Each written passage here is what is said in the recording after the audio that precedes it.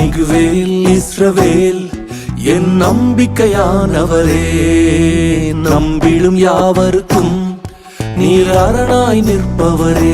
கர்த்தருக்குள் மிகவும் பிரியமான தேவச்சனமே, உங்கள் யாவருக்கும் எனது அன்பின் வாழ்த்துக்கள். மீண்டுமாய் உங்கள் யாவரையும் இந்த நம்பிக்கையின் நேரத்திலே சந்திப்பதில்லை நான் மிகவும் மகிழ்ச்சி அடைகிறேன். பிரியமானவர்களே, இந்த நாளிலும் ஒரு நல் வார்த்தையோடு உங்களை சந்திக்க வந்திருக்கிறேன். ஏசாயா தீர்க்கதரிசன புஸ்தகம் அதனுடைய 55ஆம் அதிகாரம் 11ஆம் வசனம்.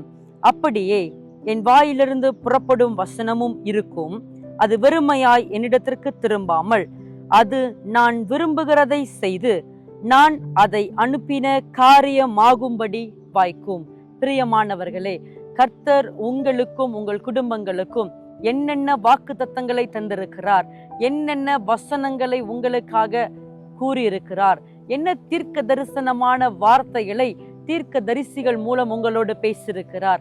சற்று நேரம் எல்லா வாக்கு தத்தங்களையும் உங்கள் இருதயமான பலகையிலே எழுதி வையுங்கள்.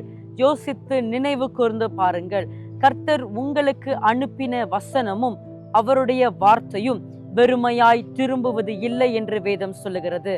கர்த்தர் எதை விரும்புகிறாரோ, எந்த வாக்கு தத்தத்தை உங்க வாழ்க்கையில கொடுத்திருக்கிறாரோ அந்த காரியத்தை அது நிச்சயமாய் செய்து முடிக்கும். பிரியமானவர்களே, எந்த கலக்கத்தோடு இருக்கிறீர்களோ, எந்த திகிலோடு அமர்ந்திருக்கிறீர்களோ, காரிருள் உங்களை சூழ்ந்தது போல இருக்கிறதா, பயப்படாதிருங்கள்.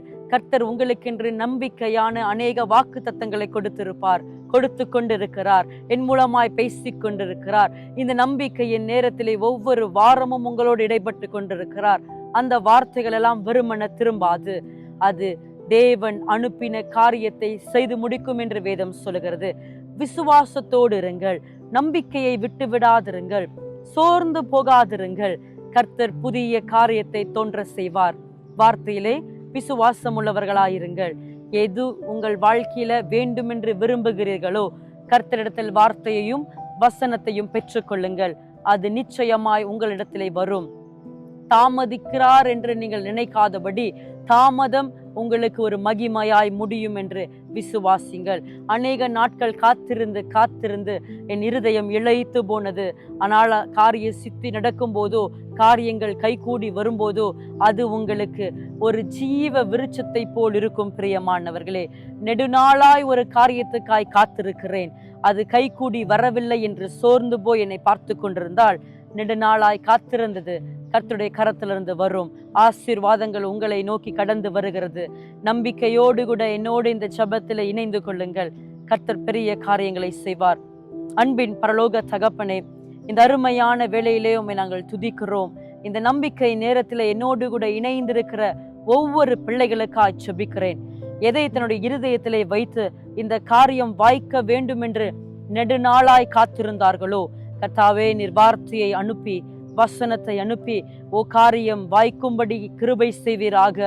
அந்த வசனமும் அந்த வார்த்தையும் தேவனிடத்திலிருந்து புறப்பட்டு வருமானால் அது வெறுமையாய் திரும்பாதே, தேவன் விரும்புகிறதை செய்துவிடும் என்று வேதம் சொல்லுகிற பிரகாரமாய் நாங்கள் விசுவாசிக்கிறோம்.